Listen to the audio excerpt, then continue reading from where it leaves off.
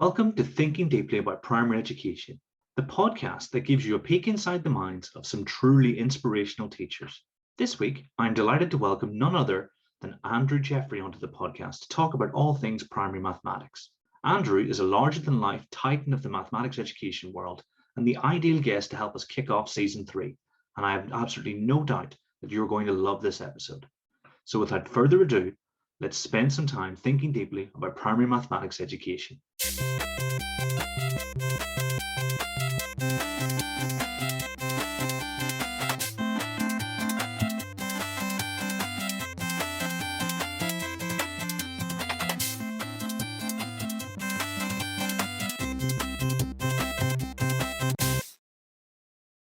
So Andrew, thank you very much for joining me for the start of Season 3.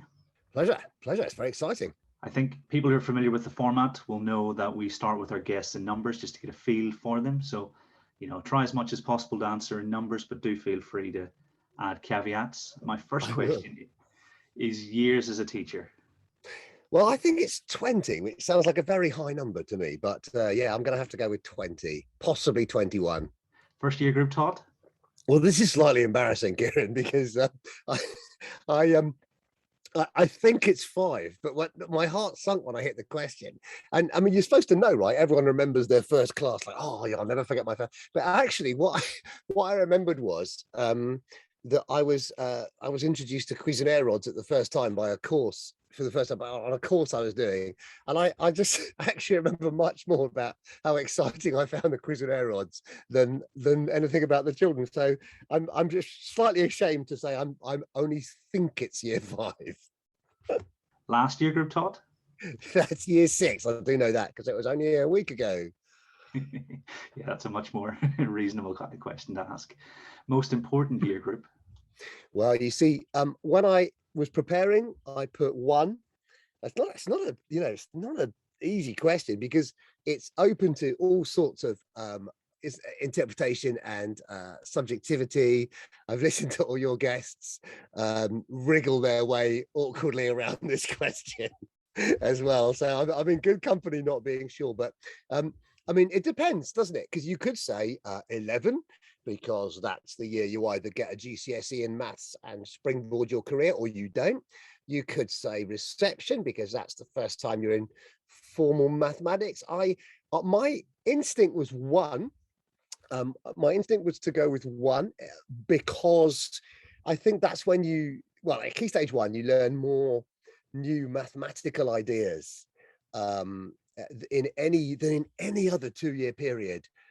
Possibly in your life, actually, but certainly until post-compulsory. And I thought that's fascinating. So, but actually, right now at this moment, as we are in the summer of 2021, I'm going to say year 3 is the most important year group. It's funny, I should explain that I'm actually teaching part-time at the moment for reasons we might get to, but the head stood up at the end of term, and the last day of term last week, and said,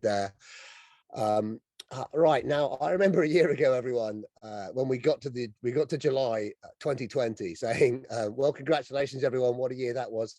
At least you'll never have a year as bad as that again. And everyone laughed. But the thing is, we've had 2 hugely disrupted years, as everyone knows.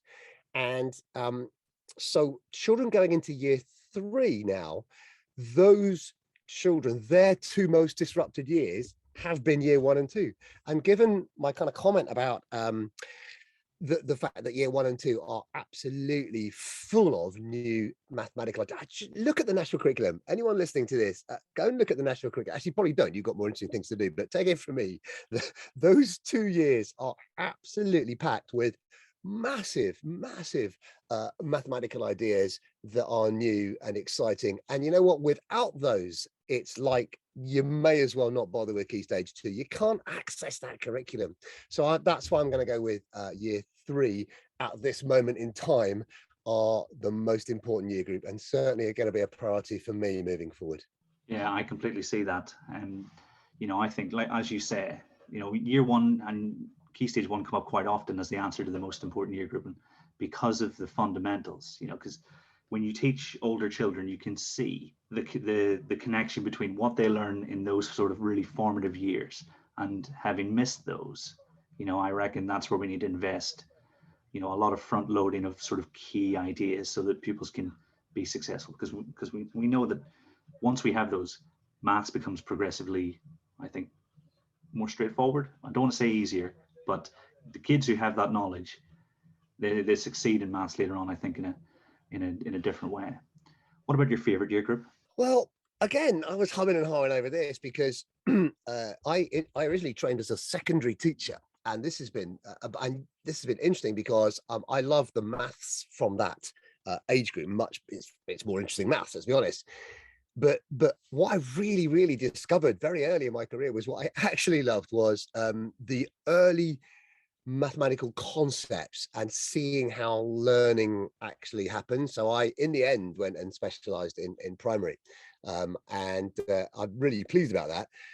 And I've gone for year 2 as my favorite because they are just at the age where they're starting to realize really quite exciting things for them. And if you can put yourself in the mind of a year 2 child, discovering that 7 billion and 2 billion is 9 billion and you don't have to use that many fingers is just so exciting. And in the number 23, the 2 is worth loads more than the 3. And that, if you're half a decent teacher, that's a fantastically exciting thing to impart.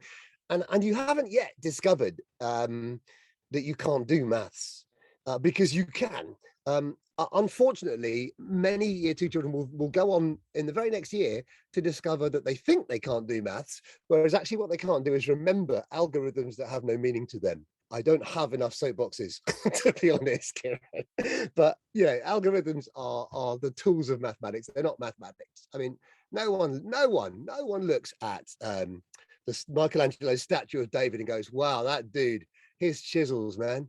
I mean, Michelangelo was never about the chisels. He's about the statue. And unfortunately, I'm afraid too much of our maths is just about the tools. Got to use these tools, got to use these tools. We never bother to stop and build anything with them. And that's a horrible generalization, but it is what I'm beginning to realize, that our curriculum is full of tools and nobody ever makes the bench. So I'm going to say 2 because they still love maths. They're still excited about maths.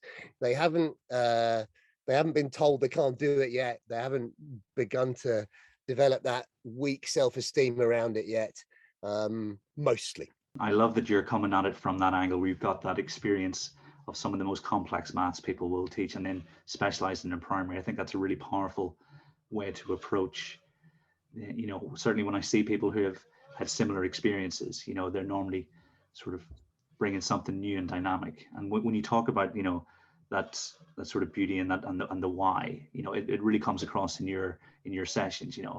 I could watch your sessions, over and over again. And I've seen a couple of times and I'm like, yeah, I'm definitely want to watch that again. And so, yeah, it really comes across really strongly in what you do. And I suppose the most important question, tweets. Well, do you know what? This is very embarrassing. Not the number of tweets, which a lot of people seem to be embarrassed about. I notice your guests have this curious kind of divide that half of them are embarrassed how few and half of them embarrassed how many. I'm not embarrassed at all either way. It's 24.8 thousand.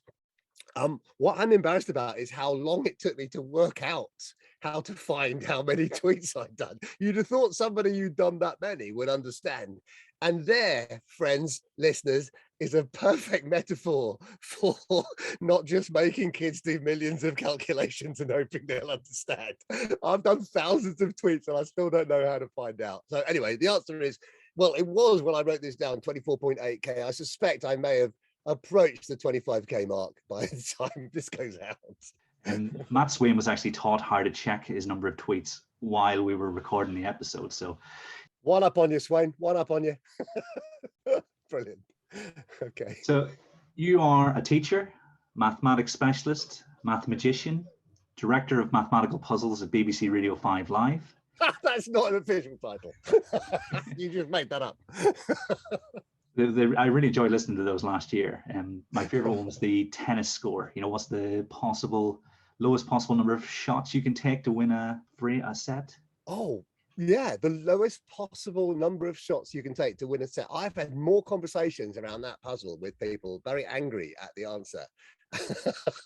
But it is true. I mean, we've sort of triple checked that before putting it out, and it is completely true. I don't no spoilers, but check it out, guys. How many shots can you win a set of tennis with? The smallest number of shots possible. Nice. It was one of the rare ones that I caught at the start, had time to think about, and then caught up with the, your phone call at the end where you Mm. talk through the answers. I really enjoyed that one.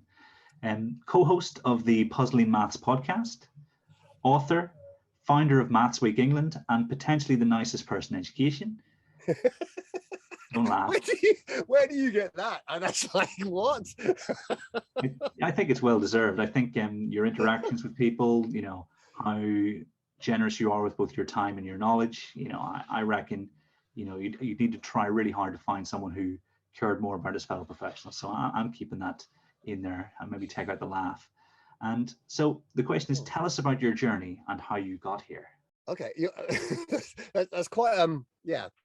I read that you were going to say that, and I thought he's going to say that, but actually, hearing you say that, that still feels quite. That's really lovely. Thank you. I think integrity for me is everything. It gets me into trouble sometimes, but my journey is, I don't know. I guess I'm not sure there's anything. There is a typical one, but mine was as atypical as it can be. In that, if you'd met me as a child at primary school age, you wouldn't have been particularly impressed with with anything really, because I went to boarding school. A lot of kids my age, their parents were in the forces, and it was kind of Cold War, back end of the Cold War era, and people were moving around all the time, and so the forces paid sort of bursaries for kids to go to boarding schools if their parents were in the forces and moved around a lot. So I ended up at a boarding school down in Sussex, which and I've basically moved and lived here ever since. But I was away from home, and I didn't cope very well. Um, what I didn't know, which I only found out recently, is that I have severe ADHD, and this has been a revelation to me, and I'm having to work my life out backwards. So I mucked up school quite stunningly because they just had me down as lazy, naughty, fidgety, stupid, forgetful, and arguably all of those things were true in some sense. But what they didn't do is look behind the symptoms, because no one really was talking about ADHD in the UK, at least back in the 70s and 80s. So I didn't do well at school, and I was in trouble all the time. And then I couldn't remember anything, so I wasn't a good learner.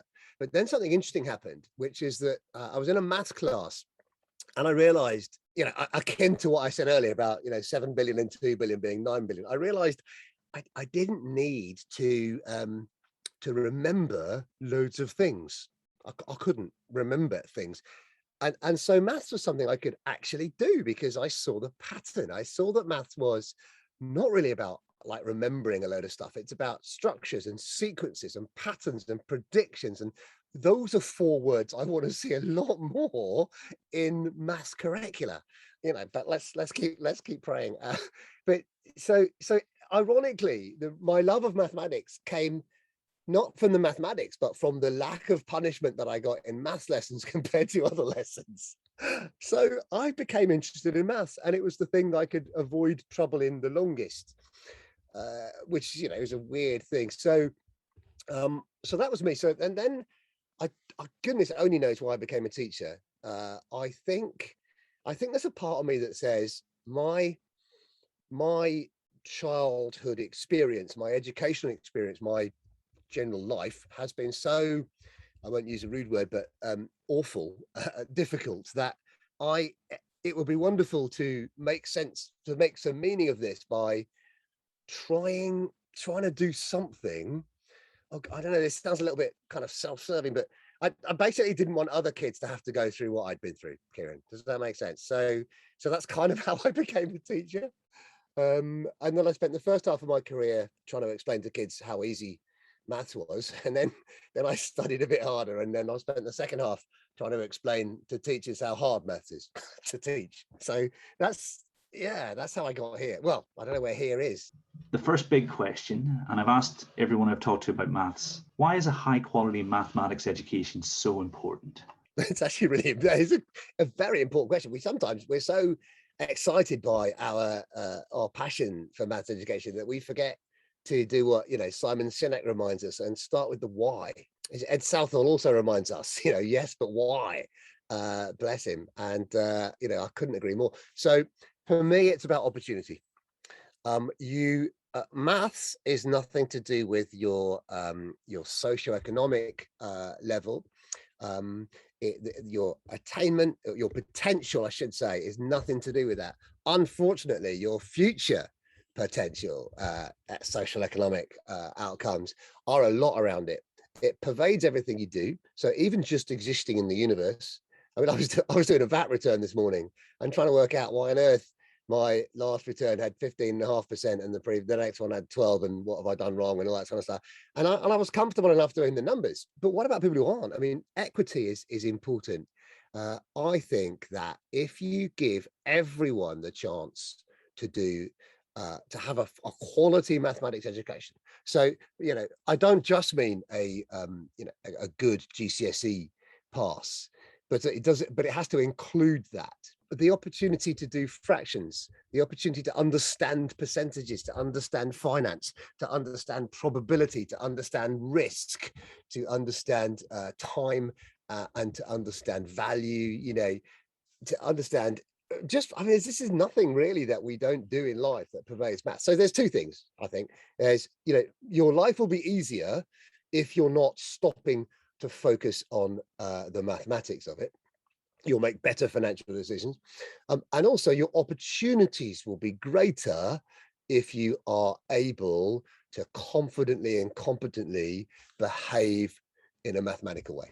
Yeah, I think you're absolutely right. I often say to my year sixes, if you want your choice of jobs when you leave school, then work as hard as you possibly can in maths, because it's the gatekeeper, and I've been reading about whether or not it should be the gatekeeper, but what people always come back to is the fact that it is, and it's very unlikely to change, isn't it?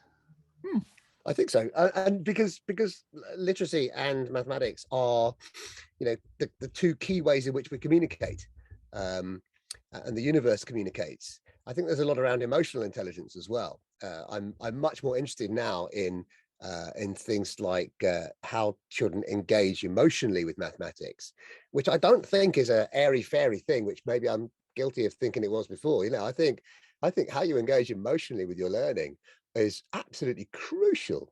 So yeah, that's great advice for your year sixes. I hope they took it. Yeah, I'm sure sometimes they come back when they're in year 8, they're picking up their siblings and they'll talk to me about their algebra tests and stuff like that. There, and I'm see, I prepared you for that. Yeah, that's great. Algebra is superb. I mean, it is. I think it was Caleb Gattegno who famously said, or maybe not that famously, you can't understand arithmetic without understanding algebra. And I think that's really clever. And by understanding algebra, he didn't mean how to write x cubed over 3. He meant how to think in terms of generalization. And that's why I'm very fortunate. This year I've been working with nursery to year 6 on a weekly basis. Every Friday I teach all of them, and I'm knackered by the end, but it's great. And the little ones love thinking about billions, and multiplying a billion by 10 is 10 billion. And I don't really care that they're not entirely clear about place value and and columns. And actually, columns is not a word I love, but maybe that's for another interview. I'm rethinking my thought on column and place value and all that language. But but they love these big ideas, and they're excited. They're excited about that, and I think we should. Algebra is an exciting thing. Let's be honest. Let's show kids structure. That's what it's about. That's all it's about, actually. Yeah, because if you look at the structures that go through the national curriculum, you can see that journey of algebra from the very youngest to the oldest, so that it doesn't become, oh, we're in year 6, let's do algebra. You've been doing this the whole time. I think you're absolutely right. As you mentioned, kids and small and large numbers. My boys are 6 and 4, and they keep asking me about the most ridiculous size numbers. You know, how many zeros are in a trillion? How many zeros are in a billion? And I'll say, well, it depends on which part of the world you're in, because in America, I think they get a different number. And so these conversations, and I'm actually having to look up different size numbers for them because they're so fascinating. And then, like you say, they'll add 2 billion and 3 billion and we're going 5 billion.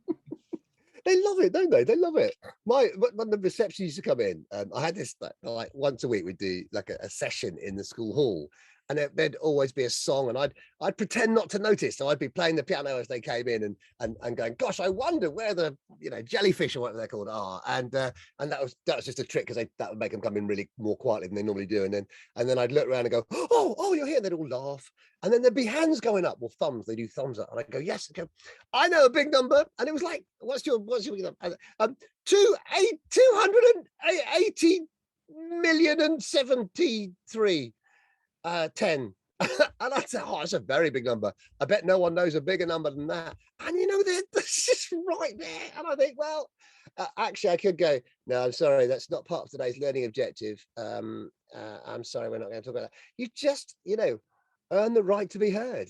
Just show them. And we sing a great song every week, where they go up to a billion, and they count to 100. And then it keeps multiplying up by 10. It's a fantastic video I've got from YouTube.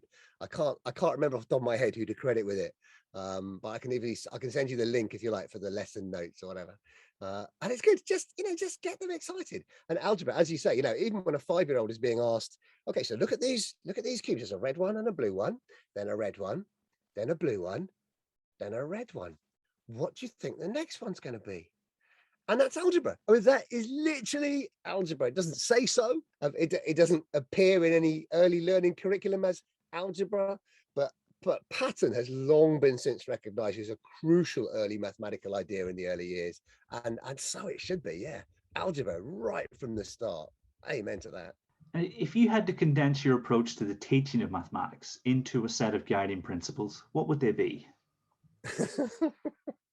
That's just utterly impossible. So I made it more impossible by condensing it into one. All right, so here we go. It goes like this. You know stuff. Now, how can you help someone else to know it? That's it. Like, now I could change know to like understand it, I suppose. But that's effectively it. That's my guiding overall approach to the teaching of maths. I mean, you could overcomplicate that, but it's basically, I am in a privileged position because I've been alive longer than you, and so I've been exposed to this thing we call multiplication. You haven't.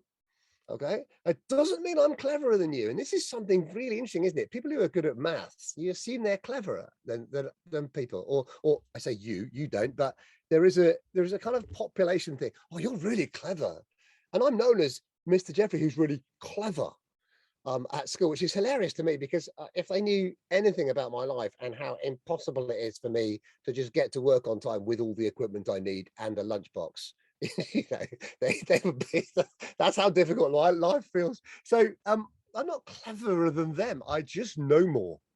And I think you have to be quite humble about your approach to teaching. If you say, look, I've got some stuff here and I know it, listen carefully and then you will, that's the wrong way. So I think it's, you know what, there's something really exciting and I want to share it with you, in the sense of, I want you to be able to do this because it would be great because blah, blah, blah. That's how I look at teaching, actually, that as opening doors for people. Yeah, I think you're potentially doing yourself a disservice saying it's only one, because I can see so many things coming through there. For instance, the impact that enthusiasm for a subject and the wanting others to learn. I think that's absolutely crucial, and it's coming through really strongly there. Because I think if I were to say, for instance, teach medieval English history, I reckon you'd have a very different experience than if I was teaching, mathematics, that kind of thing. Yeah.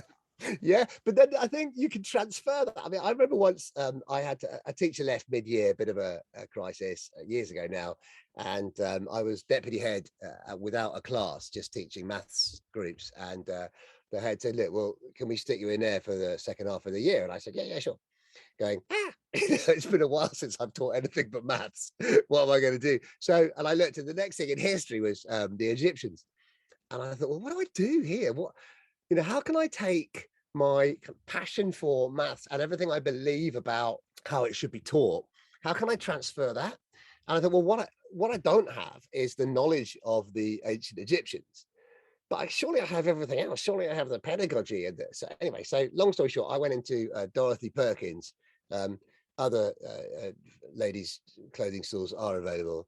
And I said, "Hi, I'm a teacher. Please, can I borrow?" And this is, by the way, anyone listening, this is your gateway phrase. Kieran used that word gateway. This is your gateway phrase to more or less anything. "Hi, I'm a teacher. Please, can I?" And I go, "Yeah, sure." To cut long story short, the rest of that sentence was borrow one of your mannequins. And so I am walking through Brighton. The great thing about Brighton is that nobody bats an eyelid, right? But I'm walking through Brighton with a naked lady on my shoulder, and put it in the car, took it to the classroom, wrapped it in toilet roll, and just stuck it in the corner and just waited. And just the next morning, the kids came in. What's that? And it was great. And so I thought, well, now you see, I'll tell you what that is. It's my mummy. What? No, not that kind of mummy. And its brains. Oh, just so. I guess I'm not a talented teacher of history, but I can try and show them that it's worth, to bring it to life. And I also, I mean, this is probably rather stupid, but I bought lining paper, the color of sand, and I lined the entire classroom with it and drew massive like fake blocks, and it looked like you were coming into an Egyptian tomb, and they got into it and they did some great work on the Egyptians. I'm not sure they did much good English or maths or anything else, but bring learning alive for kids. They deserve that. One thing that people listening to this podcast are really keen on is sort of support in their professional development. And so I think they'd be interested to know about how you do approach planning in maths, over both the long and the short term. Yeah. Okay. So, well, long term is depressingly simple because the law says here is the national curriculum. So that's pretty much long term planning done. It is just worth stating a couple of things about the national curriculum, though. One, and I keep forgetting this, but and having to remind myself. So forgive me if everyone doesn't need reminding of it, but it is suggested in year groups. It is mandated in key stages, but it is only suggested in year groups. So if you think, hang on, this year 3 topic is a bit tough, I might move it to year 4, allowing me more time to work on X, Y, Z, then that's perfectly allowed. The problem is there's one classic example which doesn't work, which year 2 teachers will all be like nodding at me now. The amount of telling time required in year 2 is, in my actually not that humble opinion on this occasion, nonsensical. And for the 1 mark you might get on an assessment, the time teachers in year 2 should spend, if they are to fulfill the needs of the measures section of the national curriculum in year 2 in terms of time, could be much better spent understanding partitioning, for example. So unfortunately you can't move that to year 3. So my unofficial advice to teachers, because it has to be unofficial, is, okay, pay lip service to that year 2 stuff on time. The ones that are going to get it will get it, but the ones that are just not ready for it, and actually I believe that's most of them, will get it in year 3, but at least you've given them the chance to, and then you can spend the time on actually more crucial stuff. So that's the long term. The other thing about the national curriculum is that it's kind of, although it's called the national curriculum, it's not the national curriculum, it's the national topic list. Okay. I think a curriculum is, I wrote in my notes, it's much more nuanced than Sharon can find the interquartile range of a set of data. Well done, Sharon. Okay. But it's, that's very tick listy. But actually, if you look, the strength of the curriculum, because I have been a bit disrespectful of it, the strength of it is the aims. And as St. Paul wrote in the book of Romans, these three remain: fluency, reasoning, and problem solving. But the greatest of these is problem solving. I don't think those weren't quite his words. He may have talked about other things, but actually, actually, there's the thing. And fluency and reasoning, I like to describe as the twin engines of the rocket, and the rocket is problem solving. Because why do we study maths at all? To become problem solvers. And as a species, we are extraordinary problem solvers. I mean, just look at this. Look at this species. You could argue that we cause most of the problems we have to solve, which is a much more philosophical argument. But actually, we do solve problems. We solve problems of mobility. We solve problems of health. So we're trying to change our behavior. COVID, look at how we are trying to manage COVID, and some extraordinary people. And without getting political at all, some people have made some extraordinary scientific breakthroughs. So we're problem solvers. And none of these things could happen without mathematics. And so, but you say to an 8-year-old, like, maths is really important because one day there might be a really big virus, or one day we might need to build a big bridge across the water. They're going, really?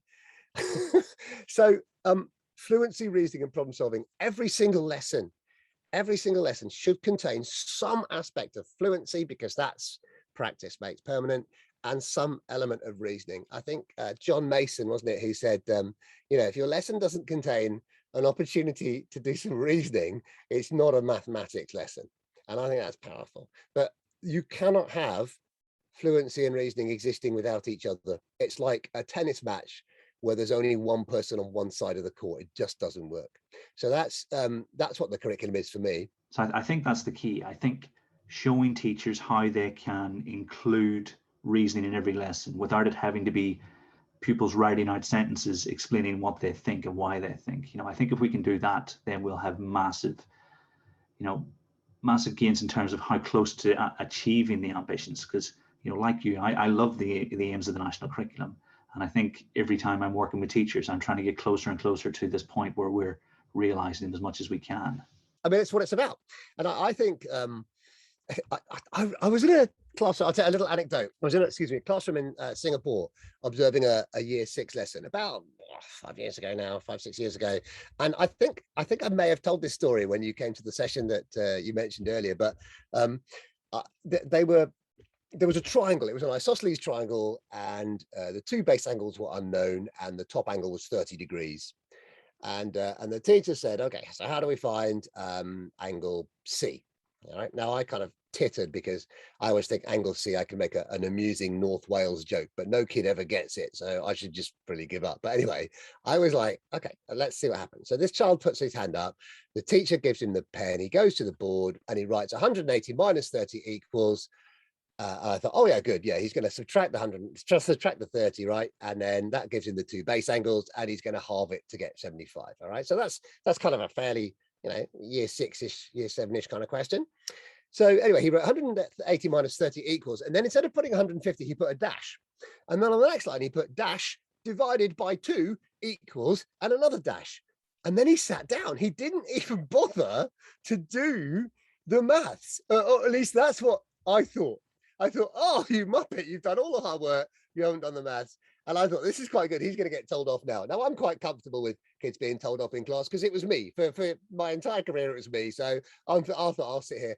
And the teacher turned to me and went, well done, and let's do another one. And I'm like, what? I'm literally, someone smacked me in the head metaphorically. Why are you being kind to him? That's arrogant, lazy, disrespectful. He hasn't even bothered. And then it actually did hit me, and and usually for me, anyone who knows me, I don't think I spoke for about half an hour. I was like, oh my God, my whole life has been wrong. I've done it wrong. You see, who cares? No one cares that it's 75 degrees. It doesn't matter that it's 75 degrees. It matters that you realize that you need to do 180 minus 30 and the result of that halved. Oh my Lord. And yet, and I've shown this to teachers, ever since. Every time I get a chance, and every single one of them has gone, oh my life, I see what I've been doing. You see, when someone's stuck, you try to help them, right? You go, okay, well, what do you know about the angles in a triangle? They go, oh, 180. You go, okay, so how much is that one? Oh, 30. Okay, so what if you took that away? Oh, and you're doing, you think you're helping, you're doing all the reasoning for them. They're not doing any reasoning. And I'm like, oh my Lord. And so I say to teachers, okay, what's the first thing you do? Is it 180 minus 30? And they go, no. They go, yes, no, the first thing I did was 180 minus. And I said, no, that wasn't. That was the third thing you did. And they're like, what? Okay. The first thing you did was imagine this tennis match. Can you imagine this tennis match? So you got fluency against reasoning. So you read the question, and then reasoning has to serve, right? Reasoning has to go, oh, okay, you want to know that angle. So the first thing to do is, oh, what would be useful to know? How many degrees there are in a triangle? That would be useful to know. And he hits it across the net. To fluency, he goes, I know, it's 180, and hits it back. So in my head, fluency is two things. Fluency is either fluency of recall or fluency of procedure. Right? Can I do short multiplication if I need to? And do I know when the Battle of Hastings was?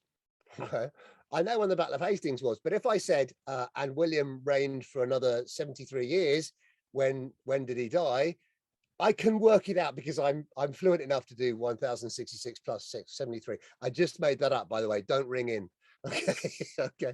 So there's two types of but then fluency hits it back to reasoning, and reasoning goes, well, you know what? We need to take the 30 away from the 180. Bang. Reasoning says this is what we need to do, and fluency goes, oh, okay, that's 150. So you see, actually, it's the third or the fourth thing you did was 180 minus 30. And and that changed me. That totally changed me. And I thought, blimey, I've been doing this wrong. I haven't been helping you at all. I've been taking away your opportunity to reason. In other words, there has to be struggle. Because if there's not struggle, if you don't have a problem, how do you become a problem solver? I think that's a super example, because what it does is it illustrates exactly how much there is going on. And I think if we as teachers focus on that, then our pupils are immeasurably better served. In terms of how do you take that then into the short term? Is there anything, do you have a set process you work through when you're getting ready for, at the moment teaching across lots of different year groups? Yes, and this is a much easier answer, because now, okay, here comes controversy, all right? Short-term planning, you can't do it in advance. Okay, medium-term planning, I know you didn't give me a question, but medium-term planning is what do I hope will happen in this lesson? All right, that's as simple as that. What do I hope will happen in this lesson? But again, I used to plan lessons. I used to plan activities. And again, I've had to rethink as I've got older and realized how I've got to that level of, what do they call it? Conscious incompetence. I'm still at that level. I mean, people say there's 4 phases. I'm very conscious of how very incompetent I am. So maybe that's the second level up of those 4, isn't it? but I think I now plan learning. I try to plan learning anyway. I don't plan activities. So again, back to that, start with the why. Not, well, I'm going to teach you about how to do this because blah, blah, blah. Okay, because blah, blah, blah, I'm going to teach you how to do this. It's just a subtle kind of way of looking at it. So I'm medium-term planning. What am I going to do? Okay, why? Why am I going to do this? What do they not know? What and actually noughts and ones, the old noughts and one grids. I don't know if do you still do those, Kieran? I still like those. They're time consuming. You mark a test and you put all the kids down, column 1 and all the questions along row 1, and just put ones and noughts, and a row of noughts isn't going to surprise you because that kid's struggling. But a column of noughts is the really, really useful thing, because that says either I haven't taught this well, or the question was badly written, or they've forgotten it, or. But either way, I know what to do now. Okay. And so, yeah, medium-term planning, I think it's about planning learning. In other words, what activities will happen, what resources will happen, what conversations will happen. But then short-term planning is all about, and only about, and this may be quite controversial, it's only about knowing what to do next. That's it.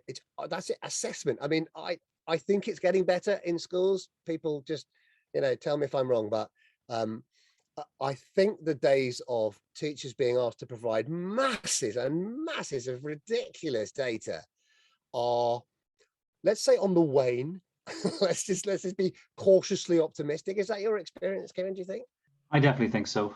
I am always warned that it's not everywhere, and that there are still examples of the sort of the mid 2000s assessment drive. But I do think Mm. I think the narrative is changing. I think there are enough school leaders who've lived through that and don't want their teachers to have to live through it as well, you know.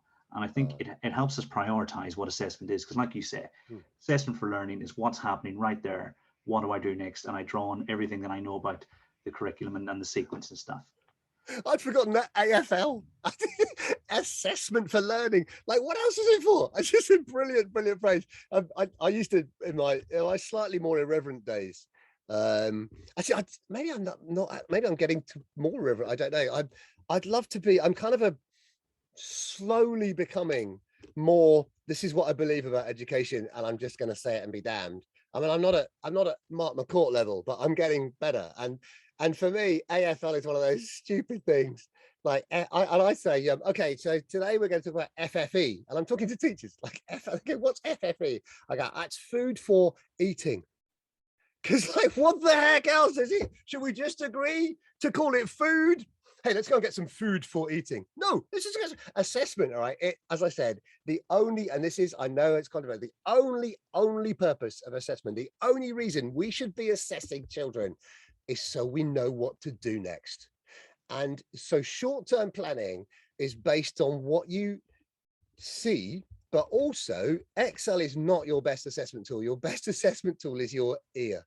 I will learn more from listening to a child and asking the child a question than I will from looking at their books. I used to be an inspector, and I used to have to do book looks, and loads of you have to do book looks, right? If you lead anything in yours, go do a book look. What can you really tell from a book look?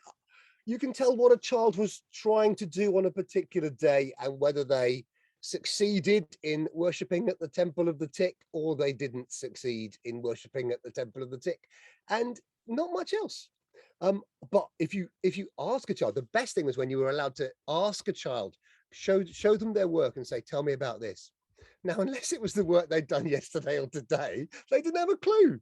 But so you've got to catch. I mean, this is always my management philosophy when I was, leading in school. It's just like MBWA, managed by walking about, and I would try and catch people doing something good. And I would do that with teachers, and I would do it with kids. I go, whoa, what have you done? Fantastic. Even if I saw a mistake, because some mistakes are brilliant, right? Some mistakes are quality thinking. I have this thing where I fold a piece of paper in half, and I say, well, what fraction is that? And they go a half. And I fold it again. I say, how many thicknesses can you see now? And they say 4, and I write 1 out of 4 on it, and you can see where it's going. And I fold it again, and quite often you get kids saying it's 1 out of 6. Now, my assessment, and this is assessment. This is short-term planning, because from experience, I know they'll say it, but also and experience is just comes, but also I think that's a brilliant answer, don't you? Because that's algebraic pattern solving, that we talked about earlier. So yeah, I can't really add to that. Just short-term planning is just listening, being in the moment, asking the right questions, and yeah, your ear. Absolutely, fundamentally. So it's really easy, short-term planning. Just go in and listen and see what they're doing. Sorry, that's probably not what initial teacher training instructors will be. They'll be pulling out their hair at that answer, but I'm afraid that's what I've learned. I think that's spot on. And essentially anyone who's listening who is a beginning teacher or wants to get better at teaching maths, you just have to do that 15, 16 years in a row, and eventually you'll get to the point of efficiency. Yeah, sorry about that. Yeah. Now, I suppose, you mentioned Mark McCourt, anything worth doing is going to be tricky enough, isn't it? So I think it's worth the effort in the long run, because, I certainly get a joy out of being able to react in the moment. There's almost like, a sense of well-being. I don't know, our self-esteem is sort of linked to the fact that I can deal with this challenge, even though it might seem desolate in the moment when, Jimmy can't understand, the subtraction of like fractions or whatever, So I think that's really powerful. both for leaders and for teachers. You have worked with many schools over the course of your career. What 3 things have you learned that really stay with you as you continue your journey? Wow. Okay. I've had the great privilege of working in schools, not literally all over the world, but in let's say Europe and Asia and Africa actually, and um, and in all of them, I've found something similar. I mean, whether whether they've got technology, which some have, some haven't, whether they've got actually toilets, which some have, some haven't. That's whether they've got rich kids or poor kids, whether they are independent or state, is that all children are able to learn mathematics. All children. Now, the caveat is children who have obviously a physical brain injury. Some, obviously there are children who can, but actually the vast majority of children are capable of greater depth. And I got quite angry when I shouldn't really get angry about these things, but let's say passionate. It sounds less, up myself. But I got so passionate when and we started talking. People started talking about their greater depth children. Well, I mean, I don't know where to start with that. It reminds me of a time I went to work at a primary school in Hastings. I was doing some contracting work for the LA. And I went in and I said, look, hi, I'm here for the day. I'm here to work with whoever you'd like. What would you like me to do? And this is a few years back. You'll realize why that's important. And the teacher said, oh, wonderful. It was the maths. He said, I wonder if you wouldn't mind spending the morning with our 4 Bs. And I thought, my first thought was, what a pathetically small hive that is. until I realized what he was saying. Now, if I tell you that this was the month of April, all right, so imminent SATs, you'll realize what was going on there. And what a horrendous label that teacher and many teachers had felt pressured into having to put on children. And so I know there were mixed feelings when we got rid of levels and sub levels, which are utter fantasy. I'm sorry, I'm saying that. There is no such thing as sub levels. I'm just putting that out there. But they were just made up things. But our 4 Bs, how horrible. I mean, oh, I know what he meant. And I know that he wanted those children to just nudge over some imaginary line to become 4 A's, or I don't know. It just was horrible. And once we lost that, people panicked and went, oh no, how will we ever assess children again? And the answer is just listen to them, just find where they are on a continuum of this idea. So, but no, that wasn't enough. So now we have lower, we have our lowers and our highers. I mean, really, just, I don't know. I struggle with that. Faster graspers is better, but lower, why are you lower? I mean, that's a horrendous thing. And then we completely mixed up our metaphor by saying, well, the higher ones can go deeper. Just think about that, folks. Just think about your altitude language. So the higher ones are going deeper than the lower ones. How does that even begin to make any sense at all? So, yeah, it reminds me when I was in Dubai once, and I was working, doing a thing, I can't remember, a conference, I think, for some teachers, maybe some Numicon training or something like that. And I had some time to kill. And I went next door just for a walk. And next door to our hotel was a massive hole in the ground. I mean, a huge hole in the ground, the size of 7 or 8 houses. And I said to them, there's always a looker, isn't there? Whichever country you go to, there's always a looker leaning over the hole. He's in charge. Or she's. I said, what are you building? Our hotel. It's going to be like this one, but much bigger. My hotel's bigger than your hotel, are they, in the Middle East? And I said, oh, really, really high, is it? He went, yes. And I thought I'd be funny, never try and be funny at the best of times, but also in a foreign country. And I went, but aren't you going in the wrong direction? And he looked at me like what?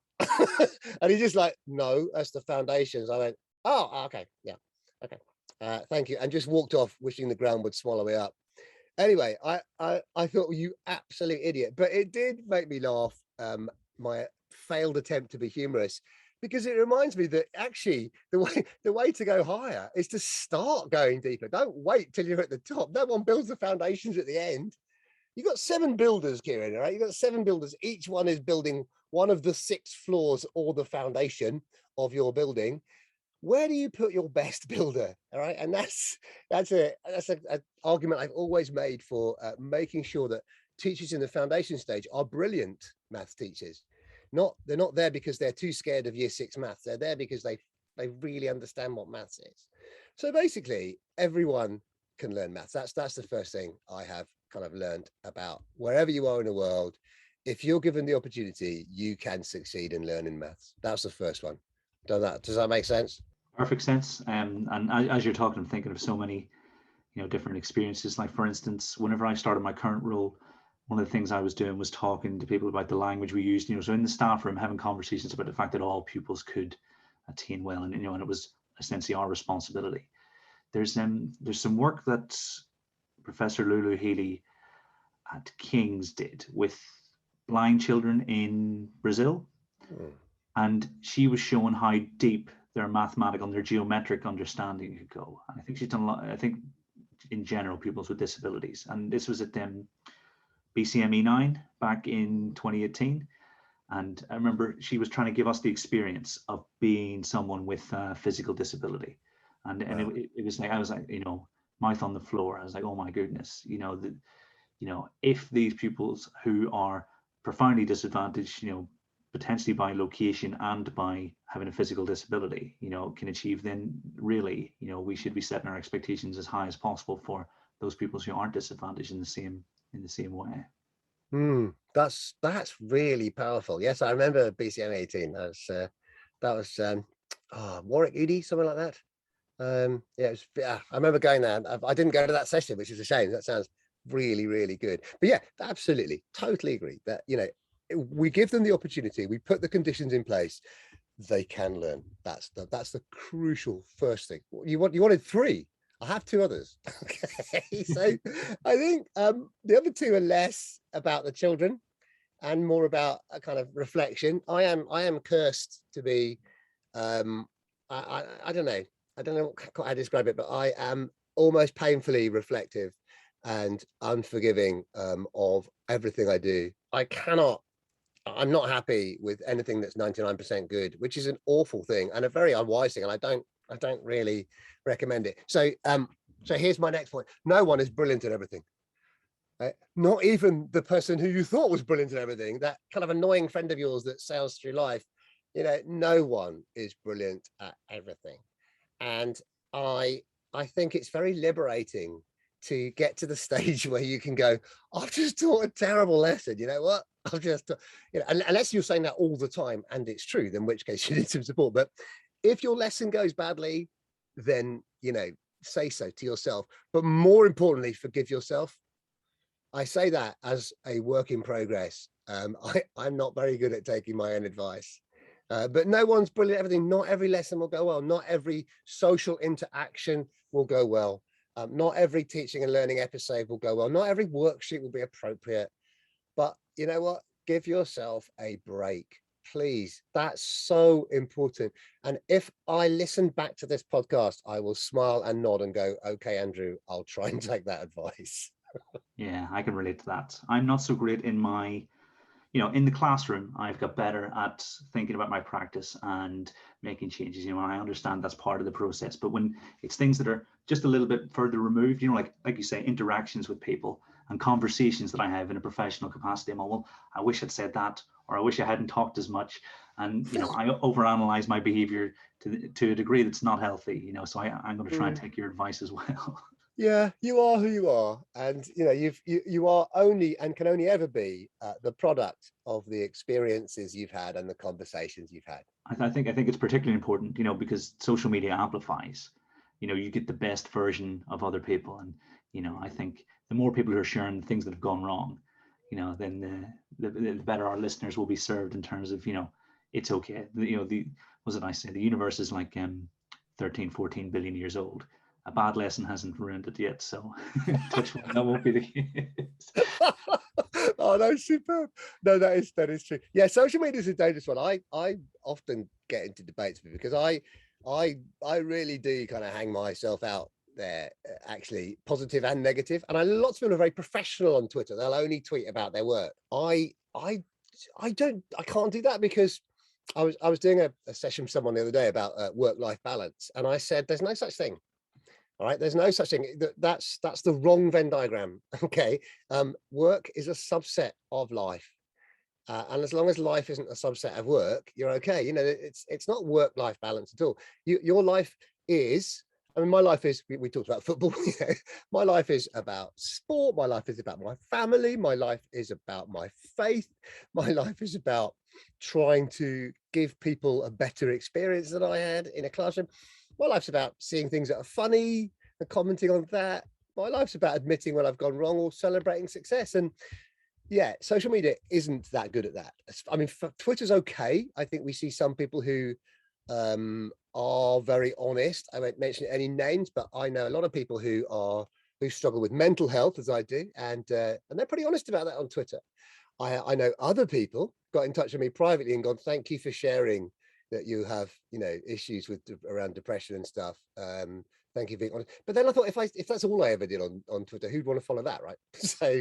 So I think, yeah, be who you want to be, but be honest about who you are, and be honest about the breadth of who you are. I think that's crucial. The conversation around mental health is definitely improving, and I think the more people who are, it takes a lot of bravery to be as open and honest as you have been.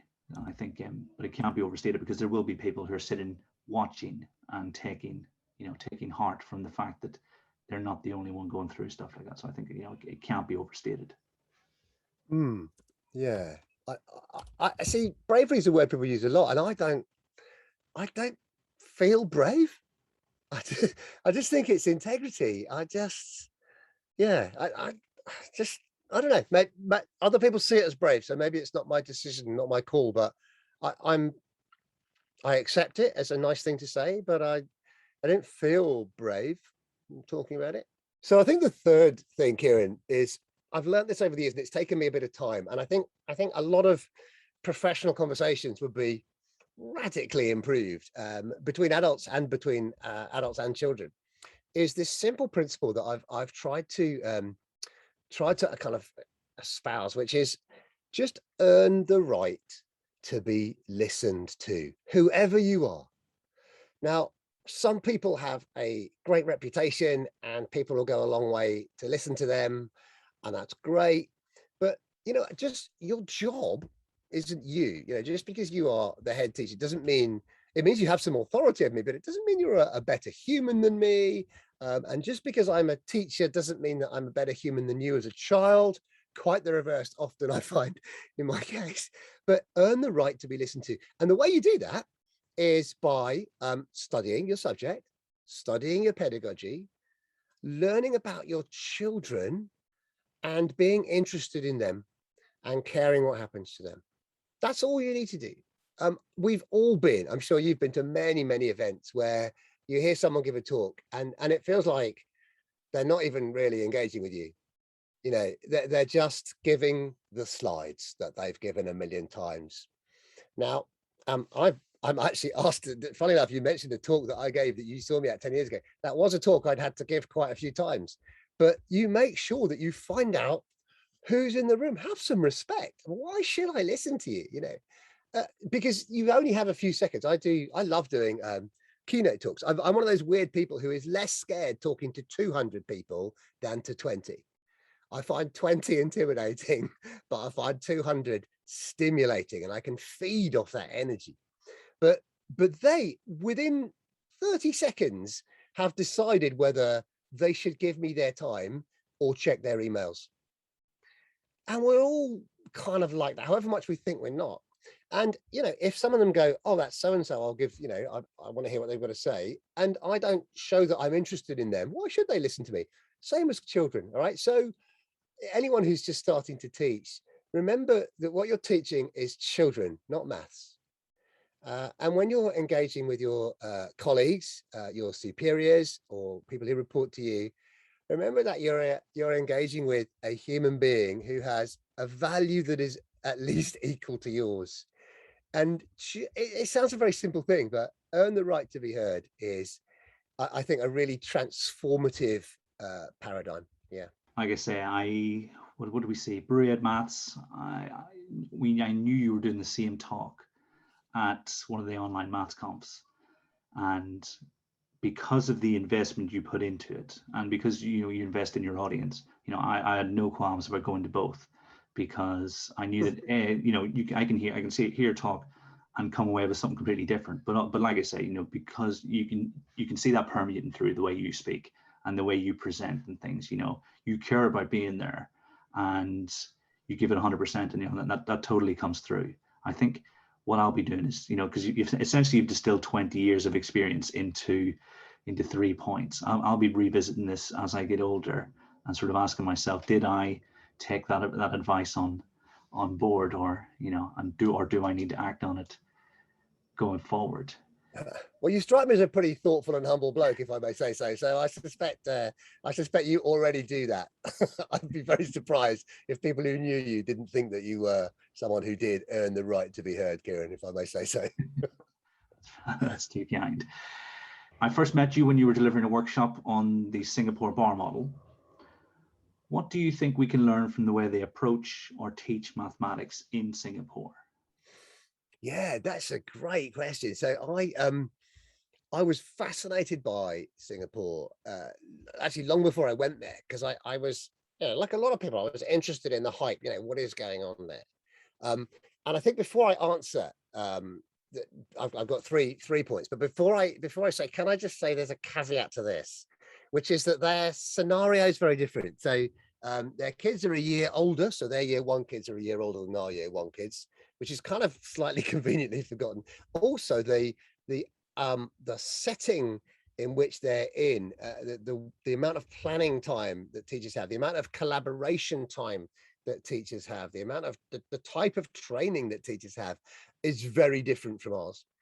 I used to say this quite a lot. I'm not sure how appropriate it is, but I say it anyway. My wife's got a beautiful red dress, and when she puts it on, I think she looks stunning. But when I put it on, it's not quite the same effect. Now, obviously, that's not true, but I just say so because it just makes the point that we must be careful of assuming we can transplant something from Singapore or Shanghai. When I say Shanghai, I mean a very small, selected, successful group of schools in Shanghai, but let's not go there, and expect it to work here. Just like when I was in Africa, I thought, well, there's no point me showing them this really good website that they could use. They actually need a sync first of all. So that's the first. So actually, let's not assume we can take something and just plonk it on someone it was never designed for. However, having said that, I think the top three things are possibly aspiration, and I think we've rather lost sight of aspiration in that we are in this country. This is going to be very controversial. We're so good at supporting the sort of children who we say have special needs, and we're so good at we've built up such an enormous skill set that we're quite proud of it, and we're, dare I say it, attached to it. And actually, I just wonder whether if we started to believe earlier that everyone could succeed, and have higher aspirations for our children, as whether we're parents or teachers, I think that's one thing they have got, hugely high aspiration. Now, again, we can go too far with that.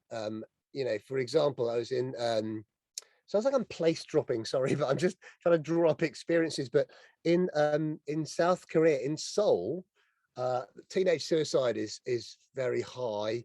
And part of that is, if you don't get into the right nursery, you won't get into the right primary school. If you don't get into the right primary school, you won't get into the right secondary school, ...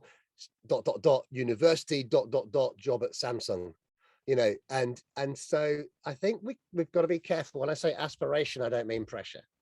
And I remember having a conversation with, years ago, it might have been Michael Tidd, wonderful headmaster down here in Sussex. I obviously, as is the danger with Twitter, failed to explain the nuance of my thing. And I was talking about aspiration as a class thing. And I said, we should aspire to be and he said, well, what if somebody wants to be a baggage handler at Gatwick? What's wrong with that? And I thought, oh, good point. But actually, my answer was, that's brilliant. But as long as he aspires to be the best baggage handler Gatwick has ever seen, that's what aspiration is. It's not all this, when the inspirational people come and take assembly in your school and go, I'm an astronaut and I've been to the moon, and if you work hard enough, you could be anything you want. And I go, no, that's not necessarily true. I'd love to be an astronaut, for example, and I work hard. I'd love to be a billionaire footballer, but I'm neither of those things, so it's not true. So aspiration, I think, is a really important point. They have got terrific aspiration and they work hard to achieve. That's the first thing. The second thing is the collaboration.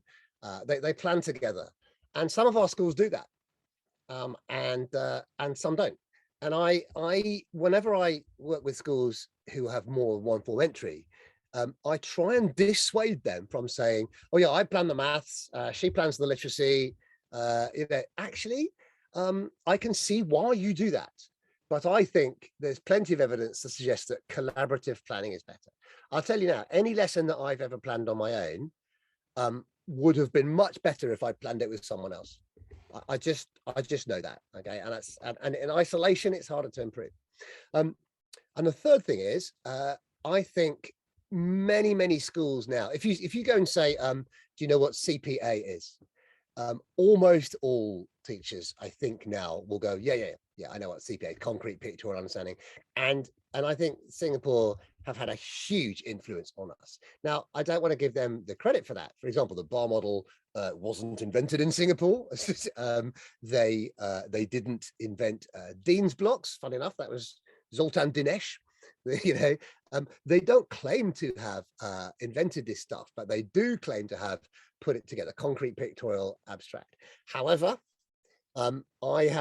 I've lost count of the number of schools who do what I call, slightly irreverently, they're taking the P. And what I mean by that is they think they're doing CPA because they'll move some Numicon shapes around and then they'll write 5 + 6 = 11, or they'll put some tens and units out in year 2, and they'll write there we go, 21 + 32 = that's CA.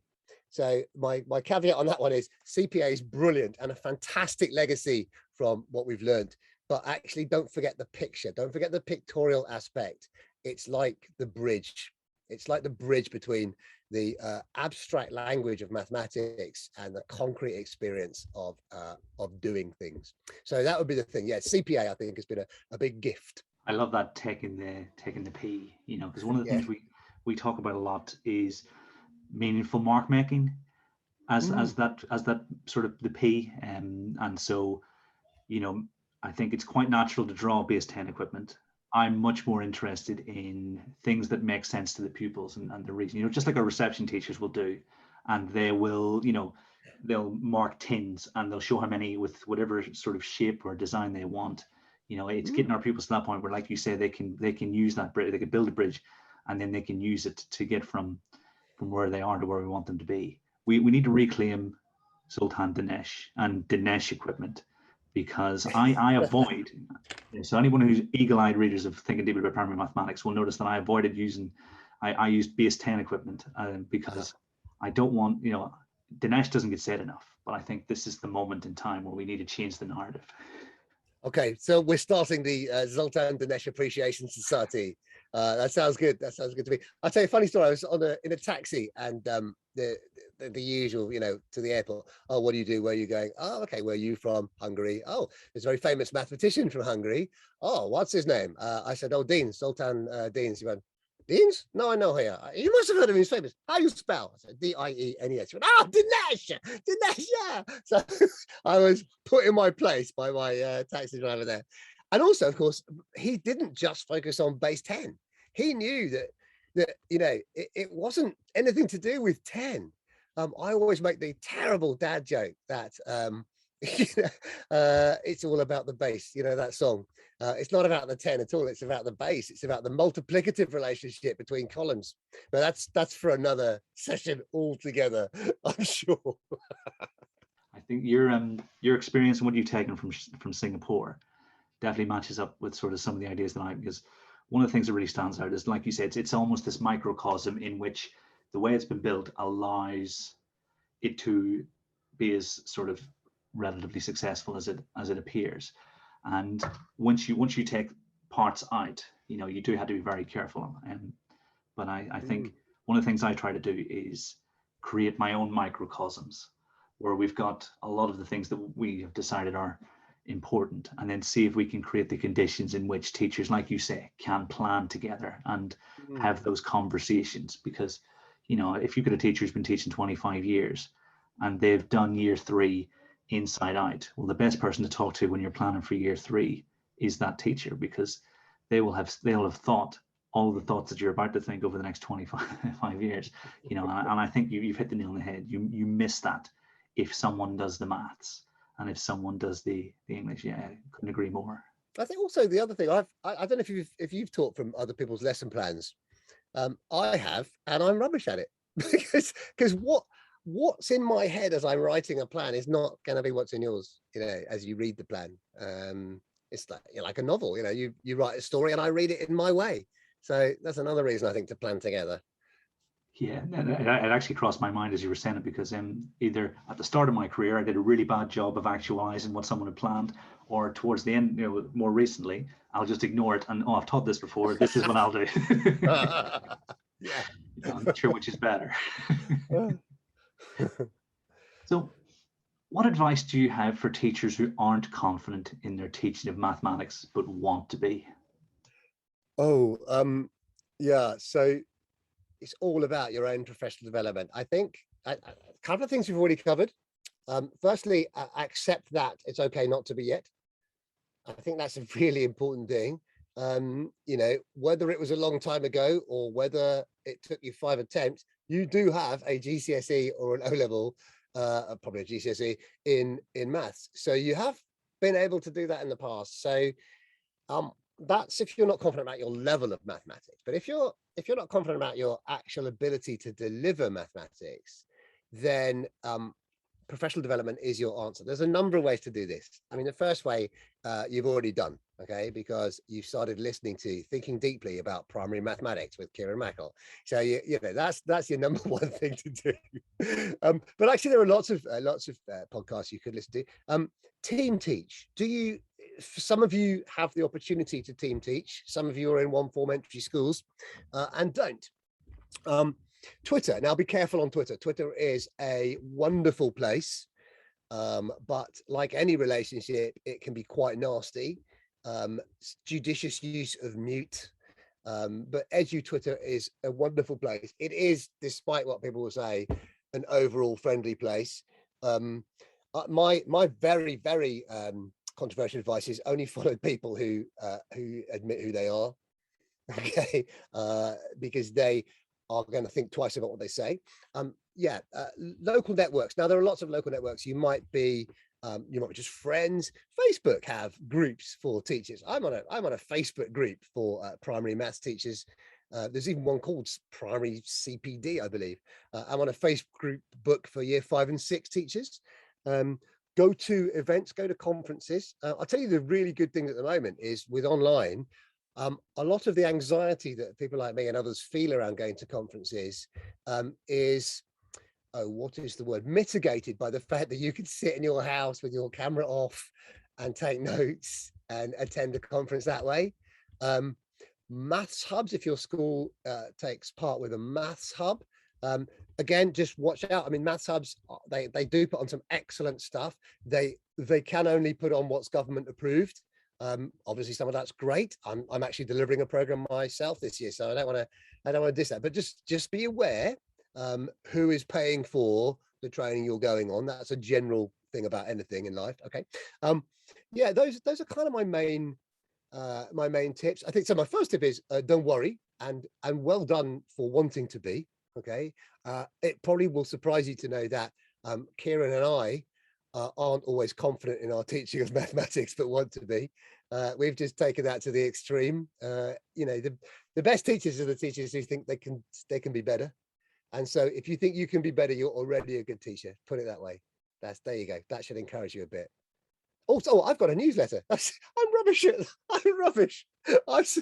I'm sorry. I'm so passionate about education. I forget that actually every month I put out a newsletter. It's completely free. It always will be.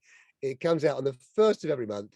And it has things like here's some resources I've made, many of which are free, some aren't. Here's a great website I found. Here's a lovely lesson idea I discovered. For example, I believe, Kieran, this podcast is going out sometime in September. Is that correct? Okay, so in the August newsletter, my most recent one, you'll be able to see a story of my son and I playing football down by the beach, and we decided that we get 100 points for. Was it 100 points for a goal, but we'd lose 10 points if it went in one of the smaller goals, and we'd lose 50 points if it went out. And we ended up having a great laugh playing football and doing place value. And he made up all the rules, which is great. So, yeah, so I have a newsletter. It's free. Feel free to get it. Go to andrewjeffrey.co.uk. Excellent. I think that's great advice. I really like the online aspect of CPD. For example, I was always really worried about going to maths confs because of the fact that there were lots of secondary teachers, and it's just naturally intimidating, to have experts in certainly the subject content, relative to my own experience and own knowledge, and I probably would have been more reluctant, and it would have taken a lot longer to get involved had it not been I think it was MathsConf 23 was online, because since then I've spoken at 3 of them. And that wouldn't have happened unless I'd seen that actually everybody's here really friendly, like Johnny and Stuart and all the guys who run it, they're just part of a big community that want to talk about teaching maths, and they respect primary teachers as much as we respect secondary teachers. And, I think that's a big plus we've got. Yeah, I totally agree. I've only spoken at 2 maths comps, and the last one was an utter disaster. But as Kipling said, if you can meet with triumph and disaster and treat those 2 imposters just the same, I was doing a session on how to make maths videos using just PowerPoint, which is an incredible tool for making maths videos for your classroom. But it wouldn't let me share my screen, which is kind of important when you're showing how to build a PowerPoint. So I kind of had to point a webcam, like get a webcam and point it at my laptop, which is disastrous. But people stuck with it, and in the end, I spent all night making a non-live version. So I guess the moral is these things will happen. Stuff will happen, but get over it. Like you said, the universe is a few billion years old. Stuff, don't sweat the small stuff. Yeah, I thought you did really well to persevere, because it's a really intense box you're in, because you don't know what everybody else is doing, but I think, like you say, everyone stuck around, they were on your side. And my interpretation of the need is that the content you were going to cover would have been really important for a lot of teachers, because I remember whenever I first started teaching, being asked how to change the batteries of the SIM card on the digital camera. And so if you can take teachers to that next level in terms of, here's PowerPoint that we know how to use, how can we make that, to show our parents how we do maths, and to show our parents what is the bar model, what's this thing we're using in school. I think, massively important, and, super job to get it out so quickly. Was it the next day? Was it it was pretty early the next 3 morning? a.m. I finally put it to bed, thanks to. But the irony is, I put it together in Camtasia, which is just a piece of software which allows you to zoom to certain bits of the screen at a time, in and out. And so actually it probably came out better. The only thing it didn't have was the kind of interactive adrenaline fueled energy. But I tried to put that, but yeah, so it's probably a better workshop. You can probably still check it out, actually, guys, on the Maths. If you went to MathsConf, it's still there, free. If you didn't go to MathsConf, you can still get it from my website on the webinar page. There we go, small advert. I'm getting better at that. Sorry. Sorry.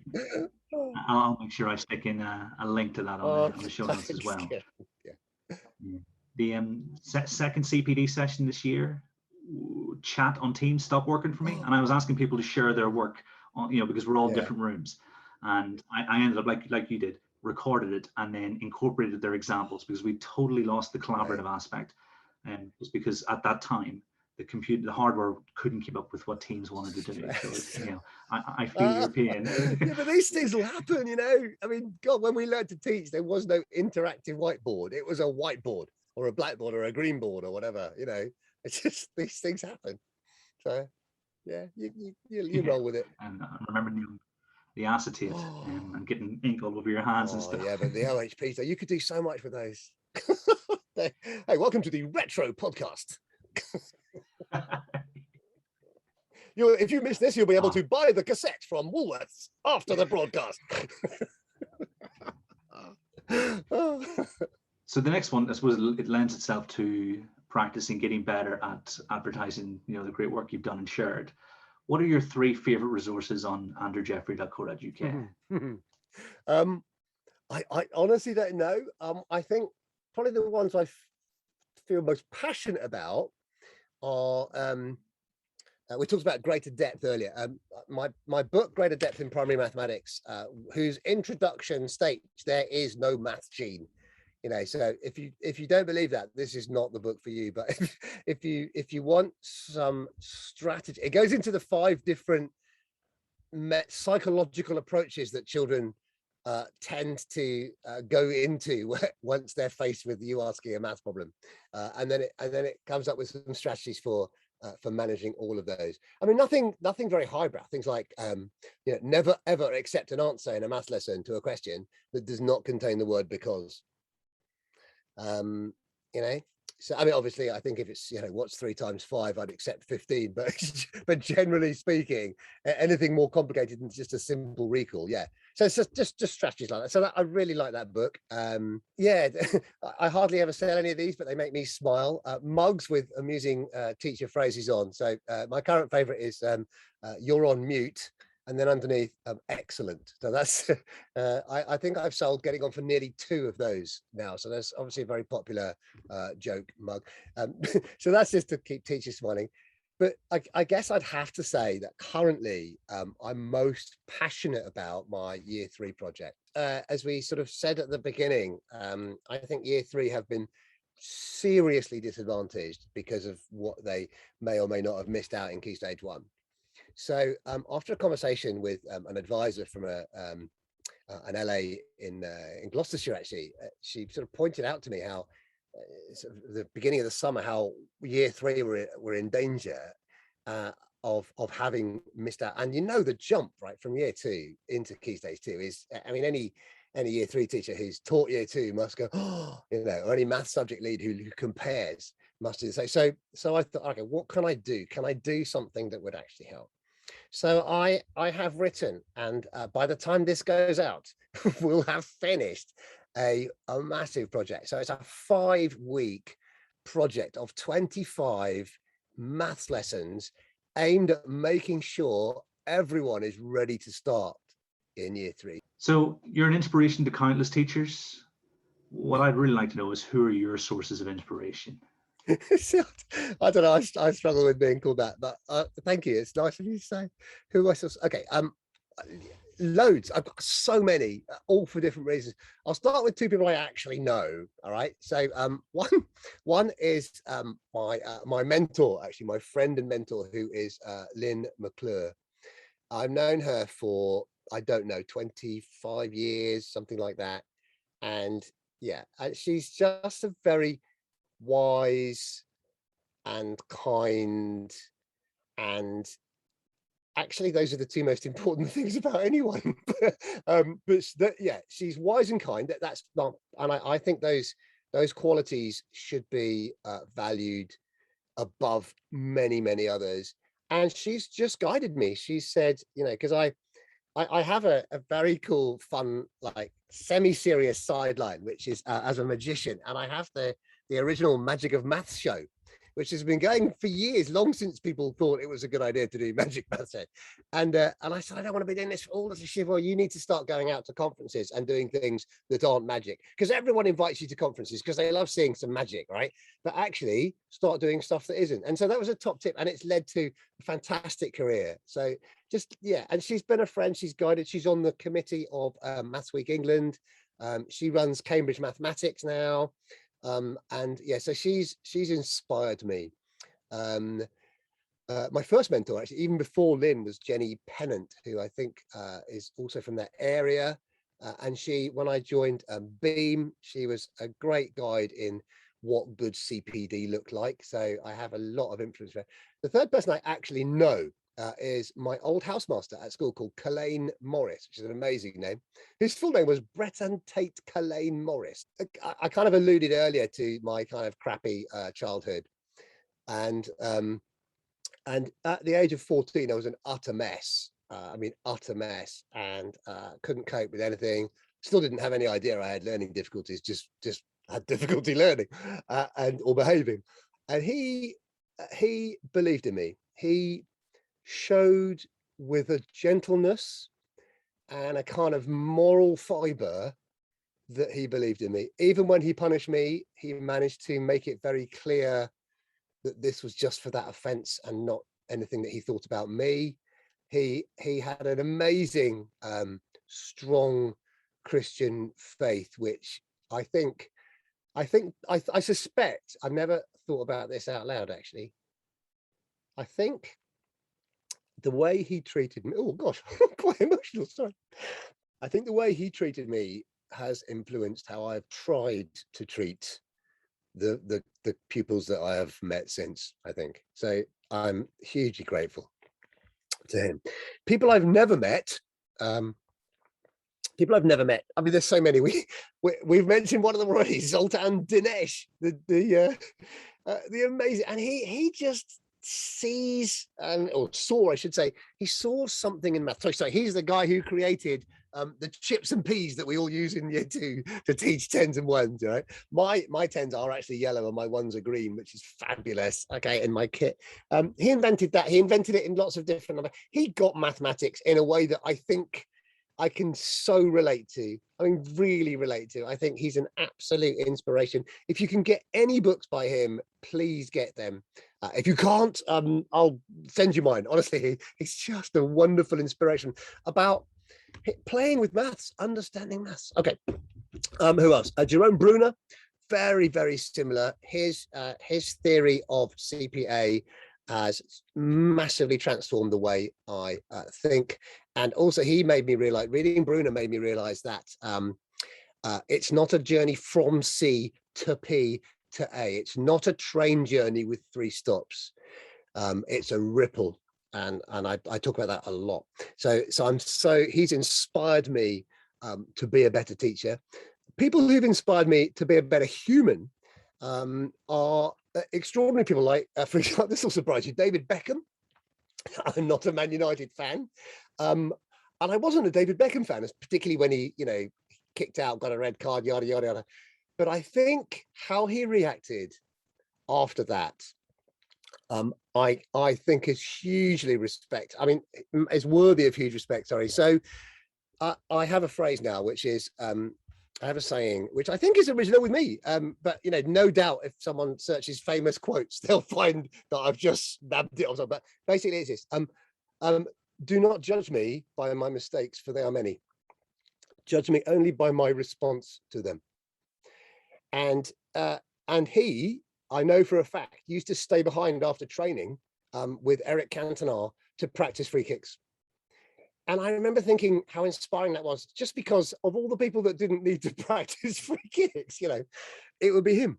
And I proudly tell kids, if I'm feeling mischievous, I proudly tell kids, you know what? Let me tell you the difference between me and David Beckham. Guess which one of us has missed more free kicks? and the delicious answer is David Beckham, of course. And because he's taken more, he's not afraid to miss. And I think that tells me something about struggling with, whether it's with maths, as many of our pupils do, and in some sense should, or life, as I do, due to various issues. It's okay. It's absolutely okay. I forget who it was that said fail better, but I find him inspiring for that. Who else? Okay, so Gideon. Old Testament. I mean, I was thinking, should I say Jesus? And I thought, well, I could, because I find him very inspiring. But actually, I find Gideon even more inspiring, because Jesus knew his mission and never swerved from it. Gideon, on the other hand, who is a bit of a wuss and a bit of a wimp, when he was called in the story, and you know what? If you're not a Christian person, it doesn't matter. This story still holds true, whether it's true or not. he was called in the story by God to go and banish some enemies and lead the army, and he went, Lord, here I am, but actually, could you send someone else, please? and in the story, God went, you know what? No, I'd quite like you. And he went, all right, well, if you really mean that, I'll give you, make this fleece wet. And he did. Oh, well, okay, but if you really mean that, make it. And in the end, Gideon went, oh, bugger it, I'll just do it. And I think I love people who are imperfect, but give it a crack. So for that reason, I'm going to go with Gideon, if I may. And my last one, I mean, I have lots, but my last one, and this is someone who's truly inspired me, is Mother Teresa. Now she's coming for some criticism because she doesn't do big stuff. She's not an arena performer. She's not the Michael McIntyre of the help people world. She's the kind of small, sweaty nightclub kind of. But you know what? The story about her that has inspired me, Kieran, so much is, and I think this is for everyone really. You might only be able to inspire 30 kids next year, but who knows what those 30 kids will do. Someone said to her, you know what? Do you not sometimes think that what you're doing is just a drop in the ocean? And she said, yes. But the ocean is made entirely from drops. And I think that's brilliant, because what you do matters so much, even if you've had a crap day. That one kid you smiled at, that one colleague you touched on the elbow, I don't know, that you never know, that one thing you finally understood about, you got someone to understand about decimal points, who knows? So when you've had a crappy day, and you will, just try and think of, that story about Mother Teresa. I think it's so powerful, so powerful. You don't know who you impacted, and you don't know who they will go on to impact. So you have a duty to inspire people. I think you have a duty, even when you feel really terrible, to get out there and be the very best version of the imperfect you.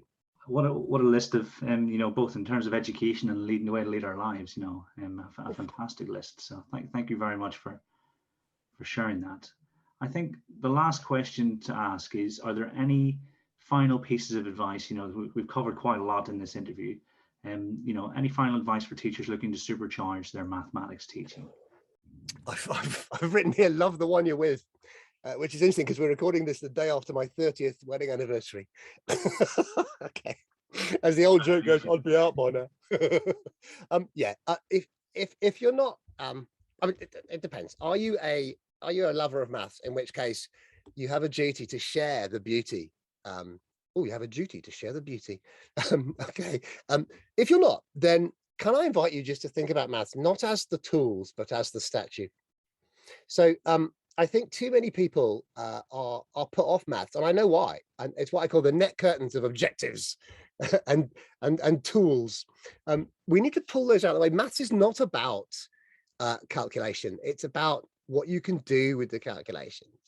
So when we talked about fluency and reasoning earlier, imagine the Michelangelo comes with his bag of chisels and looks at a big block of stone, and he famously says, I saw an angel trying to get out. But his reasoning was, I'll use this chisel.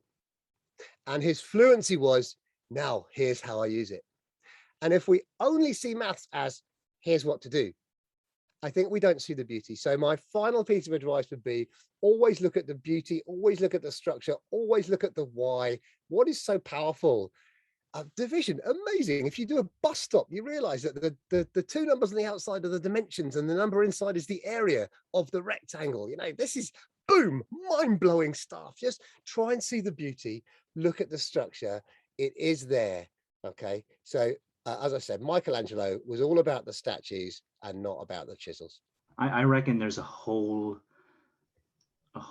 you could extend that metaphor, obviously with some thought, because where the David is displayed in Florence, you've got the unfinished, or I think they were intentionally unfinished, lining the sort of hallway. You've got Michelangelo's unfinished sculptures, and it's like you said, the angels are trying to break out of the of the thing. So I reckon you could have a whole CPD session based on Michelangelo and the metaphors that he's given us for math teaching. I didn't know that, Kieran. I did not know that.